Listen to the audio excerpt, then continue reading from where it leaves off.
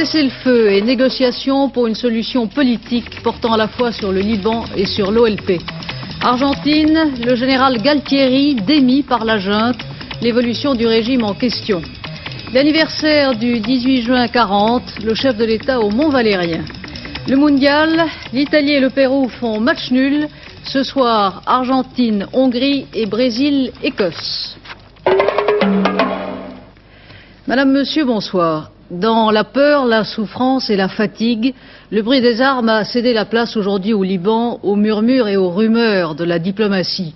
Le gouvernement israélien a en effet accepté de prolonger de 48 heures le cessez-le-feu qu'il avait décrété pour permettre au diplomate américain Philippe Habib, l'émissaire du président Reagan, de poursuivre ses tractations. Son but est double. D'abord, pour ce qui concerne le Liban, obtenir des différents courants politiques la mise sur pied d'un comité de salut public et d'autre part, obtenir de l'OLP de remettre ses armes à l'armée libanaise, devenant ainsi une force uniquement politique, tandis que les chefs de l'OLP encerclés quitteraient Beyrouth. Le ministre égyptien des Affaires étrangères, qui est à Washington, a confirmé par ailleurs le désir de l'OLP d'entamer un dialogue avec les États-Unis. Et pourtant, le discours officiel des dirigeants palestiniens reste ferme. Nous ferons de Beyrouth un Stalingrad arabe, a déclaré aujourd'hui Yasser Arafat, signifiant ainsi son refus de déposer les armes. Le chef de l'OLP a fustigé l'attitude des autres pays arabes dans le conflit, une attitude hésitante, voire lâche, a-t-il dit. Le cessez-le-feu a été maintenu sans trop d'accrocs aujourd'hui à Beyrouth, c'est en tout cas ce que l'on affirme côté israélien. Qu'en est-il sur place? Daniel Catlin. Ce matin, vers 3 heures, les batteries israéliennes ont de nouveau pilonné les dépôts d'armes palestiniens dans la périphérie sud de Beyrouth. C'est à ma connaissance la seule violation du cessez-le-feu aujourd'hui. Les troupes israéliennes se renforcent aux alentours de la capitale libanaise. Sur la route du sud, où de violents combats ont eu lieu ces jours derniers, j'ai vu cet après-midi de fortes concentrations de chars Centurion et de soutien logistique. Visiblement, les troupes de Tel Aviv s'installent. Le nombre considérable de chars, de camions, de transports de troupes, de véhicules civils réquisitionnés en Israël et même d'autobus de la ville de Tel Aviv arrivés autour de Beyrouth le confirment. Dans la ville même, les combattants palestiniens sont toujours présents.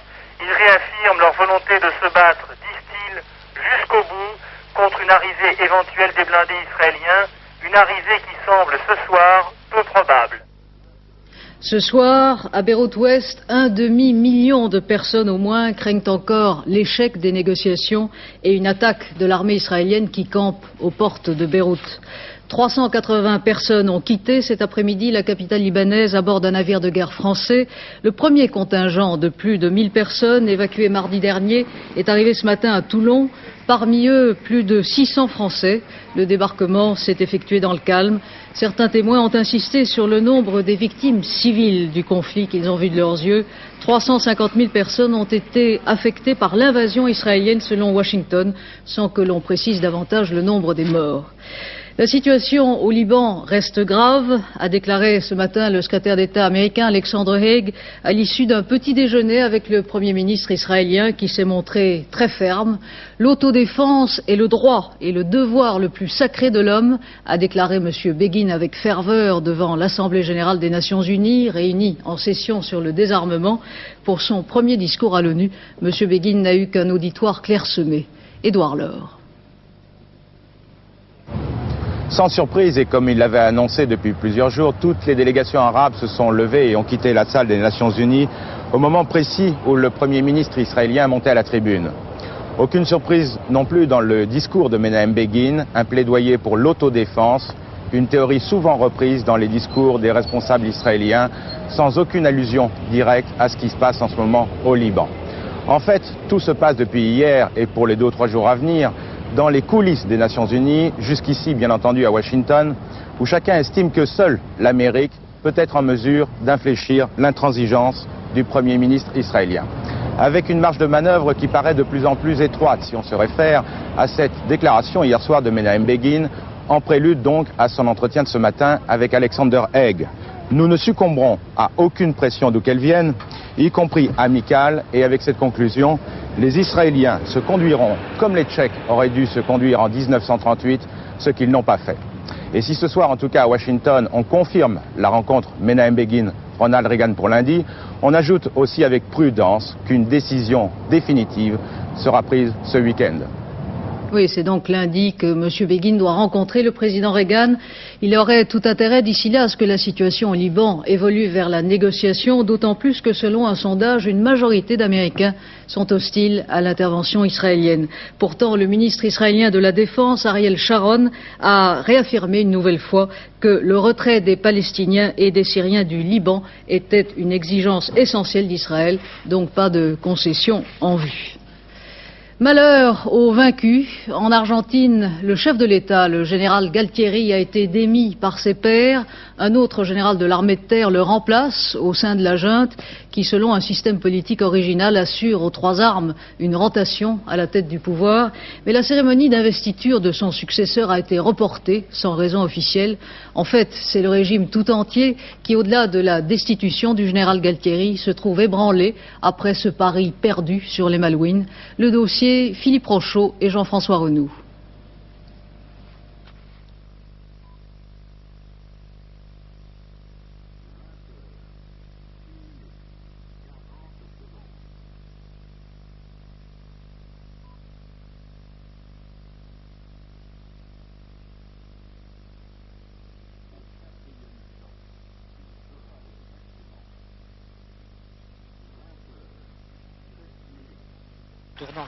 Oui, comme vous vous en êtes rendu compte, nous avons malheureusement un problème de son sur ce reportage de Philippe Rochaud. Nous essaierons de vous le montrer un peu plus tard. En tout cas, maintenant que l'intransigeance du général Galtieri n'y fait plus obstacle, les prisonniers argentins bloqués sur les Malouines vont pouvoir être rapatriés. Un premier contingent devrait quitter Port Stanley ce soir, si le temps le permet. Côté britannique, M. Pym, le ministre britannique des Affaires étrangères, estime que la destitution du général Galtieri est un signe encourageant. Du nouveau.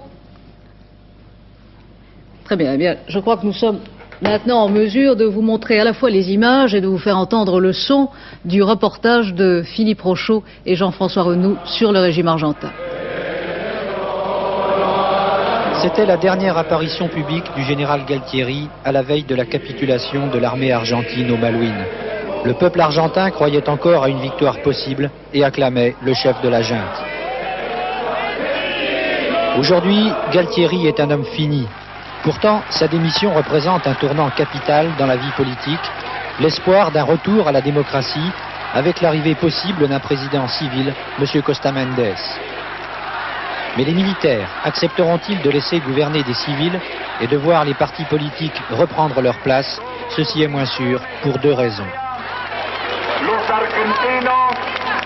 Pas mal de partis politiques ont encore dans leur plateforme des principes qui sont contre la Constitution. Alors voilà quelque chose qui est très mal. L'autre, c'est la démocratie directe. Du côté du péronisme, il n'y a pas de la démocratie interne. Ce ne sont pas les citoyens péronistes qui désignent leur autorité. C'était Perón, maintenant c'est Madame Perón. Et ça doit finir, parce que ça, ce n'est pas une vraie démocratie. Si les partis politiques sont les moyens normaux pour la démocratie, ils doivent commencer par être démocratiques.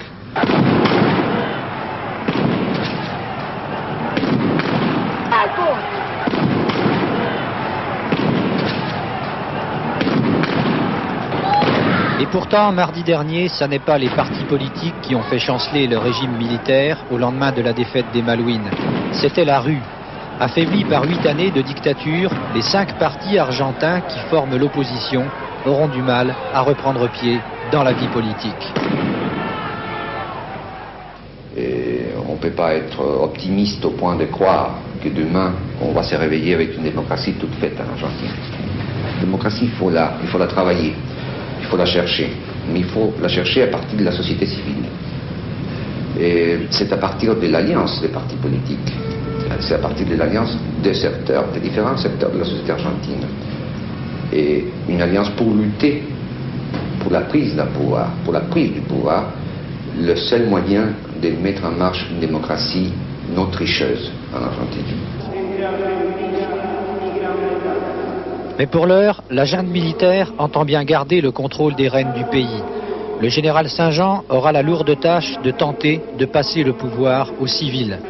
Mais reste à savoir si les civils, appelés à entrer au gouvernement, ne resteront pas de simples pantins entre les mains des militaires. Oui, le successeur du général Galtieri à la tête de l'armée de terre vient d'être officiellement investi, je l'apprends à l'instant. D'autre part, les 10 pays membres de la communauté européenne examineront lundi la levée des sanctions économiques à l'encontre de l'Argentine. L'actualité en France aujourd'hui, c'est d'abord un anniversaire, celui de l'appel que le 18 juin 40, le général de Gaulle lançait de Londres aux Français. Ce matin, le Premier ministre a assisté à une messe solennelle à Saint-Louis-des-Invalides à Paris. Et cet après-midi, le président Mitterrand s'est rendu au Mont-Valérien. Bernard Pradino. Le Mont-Valérien est l'un des monuments souvenirs de la résistance française. Un mémorial et une crypte des martyrs de la résistance. Depuis 1960, une cérémonie a lieu chaque année le 18 juin pour le souvenir de plus de 4500 Français qui furent fusillés par les Allemands, ici même, sur cette colline de l'ouest de Paris. Tout à l'heure, le chef de l'État, accompagné du Premier ministre, du ministre de la Défense, de celui des anciens combattants et du gouverneur militaire de Paris, devant plusieurs membres du gouvernement et plusieurs centaines d'anciens combattants, est venu se recueillir devant le mémorial et dans la crypte du Mont-Valérien. On a entendu l'appel du général de Gaulle, l'appel du 18 juin 1940, qui invitait les militaires, les officiers, les ingénieurs, toutes les forces du pays qui le souhaitaient, à entrer avec lui dans la résistance. Monsieur Mitterrand, cette année comme l'an dernier, peu après son élection à l'Élysée, a tenu à respecter la tradition du souvenir, un souvenir qui lui est d'ailleurs personnel, le président de la République étant à la fois un combattant de la guerre de 39-45 et un membre de la résistance. Les mesures économiques décidées par le gouvernement continuent bien sûr de dominer les préoccupations et les discussions du personnel politique. Les Français sont partagés sur le bien fondé de ces mesures, c'est ce qui ressort d'un intéressant sondage que publie demain le journal Le Matin. En ce qui concerne la dévaluation, 42% estiment que le gouvernement a eu tort, 37% qu'il a eu raison. En revanche, une nette majorité, 66%, est en faveur du blocage des prix. Quant au blocage des salaires, l'opinion est partagée, 45% pour, 48% contre. Ce qui ressort surtout de ce sondage, c'est plutôt le scepticisme des Français quant aux chances de réussite du plan d'accompagnement de la dévaluation. Le chiffre du jour est encourageant. Le commerce extérieur enregistre un déficit de 3,1 milliards de francs pour le mois de mai, contre un peu plus de 10 milliards en avril. Ce résultat, le meilleur depuis août 81, s'explique surtout par une amélioration de nos ventes à l'étranger et aussi par la baisse des importations pétrolières. Un bon signe, nos échanges s'améliorent avec tous nos partenaires industrialisés, sauf l'Allemagne. Si les exportations repartent, la dévaluation peut donc ainsi jouer un rôle bénéfique. Un chiffre préoccupant en revanche, 6,80 francs, c'est la cote sans précédent accusée ce matin par le dollar à Paris. Le dollar poursuit sa flambée aux dépens de toutes les devises. La bourse a encore baissé aujourd'hui, elle a perdu plus de 8% en une semaine, en réaction bien sûr au plan d'austérité du gouvernement.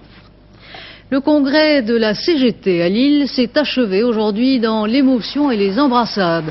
Les congressistes ont fait leurs adieux à Georges Ségui, remplacé au secrétariat général par Henri Krasuki. Georges Ségui, qui prend sa retraite à 55 ans, présidait depuis 15 ans aux destinées de la Confédération. Il devient président de l'Institut CGT d'histoire sociale. Une affaire qui émeut l'opinion et une affaire de drogue, une affaire dont la victime risque le pire. Pour la première fois, une jeune Française a été condamnée à mort en Malaisie, arrêtée par la police il y a plus de 2 ans avec un demi-kilo d'héroïne en sa possession. Béatrice Sauban, 22 ans, est en prison depuis ce moment-là. Elle a été condamnée à la peine capitale en janvier et on ne l'apprend que maintenant. Dominique Torres. Elle s'appelle Béatrice Sauban. Elle a 22 ans. Arrêtée en Malaisie il y a 2 ans et demi en possession d'une grosse quantité d'héroïne, elle vient d'être condamnée à mort. La mort par pendaison ou par bastonnade pourrait être la fin tragique de cette jeune fille si son appel est rejeté. Et à Troyes, une grand-mère s'inquiète car c'est elle qui a élevé Béatrice. Ils l'ont emmenée au poste, ils l'ont même tapé et ils ont dit si au procès tu dis pas que c'est toi qui as acheté la drogue, tu seras descendu. Alors ma petite fille me disait toujours, je suis innocente, mais je suis menacée de mort. Voilà. Alors certainement qu'elle n'a pas voulu causer. Vous pensez qu'il reste une petite chance? Bah, j'espère, hein. À ce moment-là, je donne ma vie, hein. Moi, je commande Miami, et puis c'est tout. Katmandou, Bangkok, Penang et en cours de route, la drogue. Fléau pour l'Asie où les contrôles de douane sont de plus en plus sévères. Fléau pour les jeunes Européens en quête d'aventure et de mirage. Les jeunes paumés se trouvent dans toutes les prisons d'Asie, en Corée, en Indonésie, en Inde, en Malaisie et surtout en Thaïlande.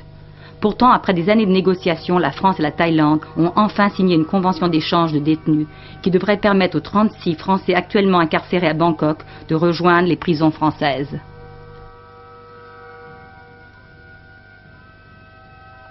Nous nous battons pour que le gouvernement français demande à ses interlocuteurs dans ces pays-là d'arriver à signer des conventions de transfèrement de détenus. Car en définitive, ce sont des civilisations complètement différentes. La civilisation orientale, la civilisation occidentale, qui ont une conception de la vie et de la mort tout à fait différente de la nôtre. Et sur le plan culturel, ils ne comprennent pas, par exemple, qu'on leur dise « rendez-nous nos détenus, c'est un scandale, qu'est-ce que vous leur faites ?» Pour eux, ils ne voient pas si vous voulez, la raison pour laquelle ils devraient se plier à cette demande. Et je crois que c'est ce qu'on va faire, en tout cas avec la Thaïlande. Les pourparlers sont tout à fait avancés avec la Thaïlande, et je crois même que la Thaïlande a l'intention de signer avec la France avant d'autres demandes d'autres pays occidentaux et étrangers. Je crois qu'il faut qu'on fasse la même chose avec la Malaisie, la même chose avec certains pays de cette zone. Cet accord, c'est le dernier espoir pour Béatrice, comme pour tous les autres jeunes Français pris au piège à l'autre bout du monde. Un cas particulièrement tragique qui devrait servir de mise en garde. Un procès mort-né, tel est le sentiment aujourd'hui à Nice où s'est ouvert ce matin devant le tribunal de grande instance le procès de Jean-Dominique Frattoni, l'ancien patron du Casino Ruhl, maintenant en liquidation judiciaire.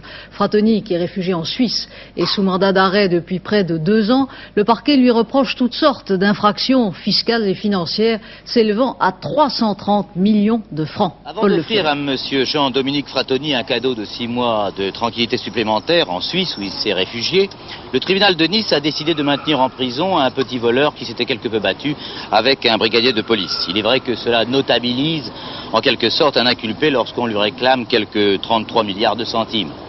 Personne n'avait la naïveté de penser que M. Frattoni, sous le coup d'un mandat d'arrêt depuis le 7 mars 1980, serait présent ce matin. Il risque 5 ans de prison au maximum et ce spécialiste de jeux de hasard ne semble pas apparemment décidé à déposer sa bonne foi et sa liberté dans l'un des plateaux de la balance avec laquelle on symbolise la justice. Il doit penser que les poids sont truqués. Le dossier est énorme, voici les grandes lignes, les douanes, le fisc, donc la justice. Je voudrais en savoir plus long sur le compte du Casino Ruhl à Nice, casino dont M. Frattoni est un actionnaire majoritaire, au cours des années 75, 76, 77. On s'est aperçu en effet que des capitaux importants circulaient dans tous les sens entre le compte personnel de M. Frattoni et celui de la société. Des capitaux provenant d'Italie, où M. Frattoni a beaucoup d'amis, en particulier M. César Valzania, qui habite Rome, bien sûr. Défense de M. Frattoni, ces capitaux étaient des remboursements de dettes de joueurs étrangers. Réplique de l'accusation, d'abord vous êtes incapable de le prouver, ensuite de toute manière il est interdit de faire rentrer en France des capitaux d'une manière aussi discrète. En réalité, personne n'en parle mais tout le monde y pense, on soupçonne Jean-Dominique Frattoni de participer à des opérations de camouflage de capitaux italiens provenant de négociations obscures, on appelle cela blanchir l'argent et il paraît que cela se fait beaucoup. Si Frattoni est absent, ses avocats sont là et se battent bien, et c'est leur devoir. Ils demandaient le renvoi et ils l'ont obtenu, sidérés sans doute d'obtenir tant, c'est-à-dire un rendez-vous le 14 janvier 1983 à 8h30 précise dans ce palais de justice. Rendez-vous qu'ils ont tout de suite noté sur leur agenda, à défaut de l'inscrire sur celui de M. Frattoni. L'un des grands titres de la presse française est en vente. Robert Hersant, l'actionnaire majoritaire de France Soir, est en pourparlers avec un acheteur qui semble déterminé, le cofondateur de la FNAC, Max Terret. Le syndicat du livre de France Soir a été reçu aujourd'hui par le Premier ministre, hier par Robert Hersant, tandis que Max Terret s'expliquait devant les journalistes. Les négociations restent pourtant difficiles. Corinne Pertuis. Cofondateur de la FNAC, Max Terret est un spécialiste de photos et de marketing. Pourtant, il veut enlever France Soir à Robert Hersant. Non seulement le titre de France Soir, sa rédaction, mais aussi la gestion que dirige actuellement Jacques Hersant, fils de Robert. Sa volonté, faire de France Soir un journal libéral et populaire, En un mot, indépendant. Je ne veux en faire ni le journal d'un parti, ni le journal d'un gouvernement, quel qu'il soit. Je veux que ce soit, je voudrais que ce soit un journal impertinent, c'est-à-dire pas le conformisme, béni oui oui, etc., mais impertinent dans toutes les directions. Est-ce que pour vous, populaire, ça veut dire un journal de gauche? Populaire, de toute façon, le peuple n'est pas à droite. De quelle façon le gouvernement est-il intervenu dans cette affaire? D'aucune façon. D'aucune façon, parce que ce n'est pas une affaire de gouvernement. Sous un autre gouvernement, ce quotidien étant mis en vente, je m'y serais intéressé de la même façon. Pourtant, rue Réaumur, on dit que s'il ne tenait qu'à lui, Robert Hersant ne vendrait jamais. D'ailleurs, on rappelle que la vente n'est pas encore faite, que les négociations piétinent. Dégager François du bloc Hersant, c'est difficile. À la rédaction, on attend le changement avec impatience. Ils ne sont plus que 155 journalistes et les ventes plafonnent à 400 000. Je crois que la plus mauvaise solution est celle sur laquelle nous vivions depuis 1976, à savoir une séparation complète entre la rédaction et la gestion, à savoir une gestion qui a asphyxié peu à peu ce journal, qui a conduit à privilégier les aspects purement commerciaux sans prendre en compte les aspects professionnels journalistiques. Enfin, tout a convergé pour nous paralyser. François a perdu des lecteurs, je crois qu'il peut en regagner beaucoup. Cet optimisme, les techniciens du livre ne le partagent pas. On ne peut pas être content de la façon dont François est vendu, pour la bonne raison que c'est un marché de dupes qui fait que Robert Hersant reste maître financièrement du journal et techniquement. Et que nous, la condition de vente qui nous convient, c'est l'entité de l'entreprise avec sa rédaction, sa publicité, ses moyens techniques. Les moyens techniques, peut-être que Max Terret réussira à les regrouper. Reste le problème de l'imprimerie, c'est Publiprint qui imprime François, or Publiprint c'est encore Robert Hersant. Pour échapper à l'empire Hersant, seule solution, passer un contrat avec l'imprimerie du matin. Là encore, les négociations sont en cours. Kurt Jürgens est mort, il avait 66 ans et souffrait de graves problèmes cardiaques.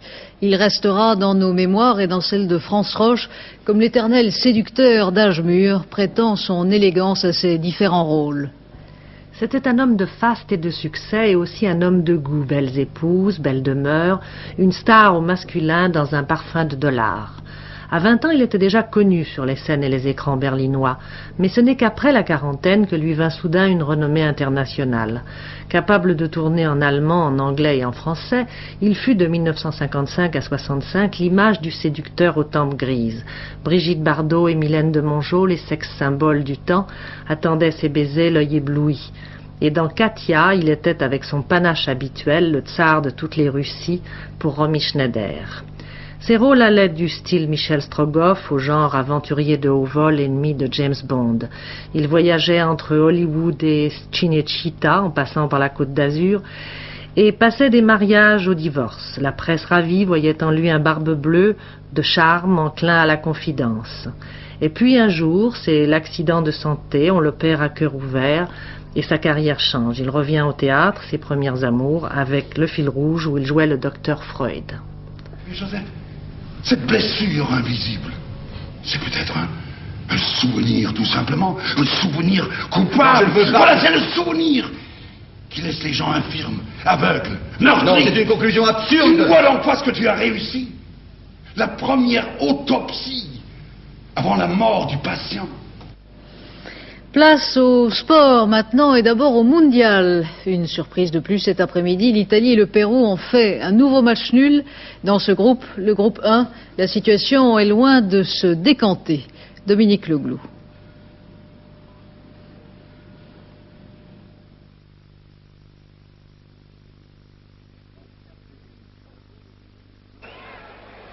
Un bon début de match des Italiens en bleu face aux Péruviens. À l'origine du premier but, une ouverture de Bruno Conti pour Cabrini. Cabrini remise sur Antonioni et devinez qui est à la conclusion de l'action, Bruno Conti.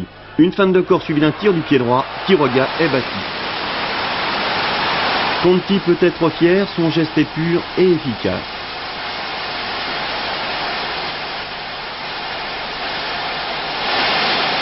Hélas, les Italiens ont la mauvaise habitude de fermer le jeu dès qu'ils mènent au score, même par 1-0. Résultat, les Péruviens s'enhardissent et en fin de première mi-temps menacent à plusieurs reprises la cage de Dino Zoff. Oblitas sur l'aile gauche réussit enfin ses débordements, Velasquez soutient ses attaquants, il s'en faut de peu ici que Cueto n'obtienne l'égalisation. En seconde mi-temps, les Italiens, réfugiés dans leurs 18 mètres, s'exposent à la domination péruvienne, la défense devient plus fébrile, et bien sûr les fautes se multiplient comme ici où Oblitas est fauché par Gentil, mais l'arbitre ne siffle pas. La rentrée conjuguée de deux ailiers, La Rosa et Legia, rend le jeu péruvien plus aéré et plus incisif. Les Italiens n'ont plus alors que l'anti-jeu à opposer aux Sud-Américains, et c'est une faute presque anodine, un pied en l'air, qui va provoquer l'égalisation. Sur le coup franc, le capitaine péruvien Diaz prend Zoff à contre-pied avec l'aide de Colovati. Les Péruviens égalisés, c'est mérité, mais tout comme les Italiens, ils nous ont encore déçus. Ce soir à 21h, deux grands chocs. L'Argentine, tenante du titre, déjà battue par la Belgique, rencontre la Hongrie qui a marqué 10 buts contre la petite équipe du Salvador. Pour ne pas être éliminés, les Argentins doivent battre les Hongrois. Ce sera une revanche sur leur rencontre de 78. L'autre grand choc de la soirée, qui sera diffusé en différé sur Antenne 2 vers 23h05, opposera le Brésil à l'Écosse. Deux équipes qui ont remporté leur premier match. Le Brésil contre l'URSS, l'Écosse contre la Nouvelle-Zélande. Rendez-vous donc pour voir ce match après notre dernier journal. Cyclisme, l'Irlandais Kelly a remporté la deuxième étape du Midi Libre. Au classement général, pas de changement, Bernaudo toujours leader. Au Tour de Suisse, deuxième étape, victoire du Suisse Freuler, son compatriote Grézé, toujours en tête du classement. Demain après-midi au Mans, ce sera le départ des traditionnels 24 heures. Les essais sont terminés. Le circuit du Mans, qui est l'un des plus anciens du monde, pose des problèmes de sécurité, comme en Formule 1. Henri Pescarolo, 3 fois vainqueur de l'épreuve, en parle à Henri Bodiguel. Ce sont 55 voitures qui prendront demain le départ des 24 heures du Mans. L'épreuve qui fête cette année son 50e anniversaire marque en même temps le renouveau du championnat du monde d'endurance que l'on savait est bien malade depuis plusieurs saisons. Mais au moment où l'on évoque de plus en plus souvent les problèmes de sécurité sur les circuits, la question est de savoir si les nouvelles groupes C présentent vraiment les meilleures garanties dans ce domaine. Bon, je crois qu'à partir du moment où on se déplace à 350 km/h, on prend certains risques, mais je ne pense pas qu'on en prenne beaucoup plus au Mans qu'ailleurs, car il y a quand même eu de nombreuses améliorations sur le circuit des 24 heures depuis cette année 66 où j'ai commencé. Et maintenant, je pense qu'on peut avoir un problème mécanique, une sortie de route, un ennui quelconque, sans que ça se traduise automatiquement, comme c'était le cas par le passé, par un accident grave. Il y a maintenant des échappatoires, des rails de sécurité, des zones de dégagement qui fait qu'on peut s'en sortir la plupart du temps. L'autre question est également de savoir s'il est actuellement toujours raisonnable et si on prouve encore quelque chose en faisant tourner 55 bolides pendant 24 heures sans interruption. Absolument, oui, parce que ça fait partie de la tradition automobile. C'est un peu comme si on demandait si un 10 000 mètres est plus raisonnable qu'un 100 mètres. Je crois que c'est deux épreuves d'athlétisme, de même qu'en course automobile, il y a des épreuves d'endurance et des épreuves de vitesse. Dans les épreuves d'endurance, il y a des épreuves de 1000 km, de 6 heures, qui sont plutôt des sprints longs, et il y a des épreuves de 24 heures qui sont de réelles épreuves d'endurance, qui prouvent des choses un peu différentes sur le plan mécanique et sur le plan du pilotage, et qui ont tout à fait lieu d'être dans la course automobile. Voilà, je n'ai pas sa pochette ni son savoir, mais je vais m'efforcer de remplacer brièvement notre ami Alain Gillot-Pétré avec les prévisions du temps pour demain. Temps nuageux sur la moitié nord du pays, avec des vents d'ouest assez forts et des averses, surtout localisées de la Manche à l'Alsace et au nord des Alpes. Au sud de la Loire, il fera beau. L'après-midi, belles éclaircies en Bretagne et sur le bassin parisien. À 22h50, vous retrouverez Jacques Merlino pour un dernier journal. Je vous rappelle brièvement l'essentiel de l'information ce soir. Au Liban, cessez-le-feu respecté aujourd'hui. Les négociations continuent pour trouver une solution politique. Argentine, le général Galtieri démis de ses fonctions. Mondial, Italie-Pérou, match nul. Ce soir, Argentine-Hongrie et Brésil-Écosse qui sera retransmis sur Antenne 2. Bonsoir, à demain 20h.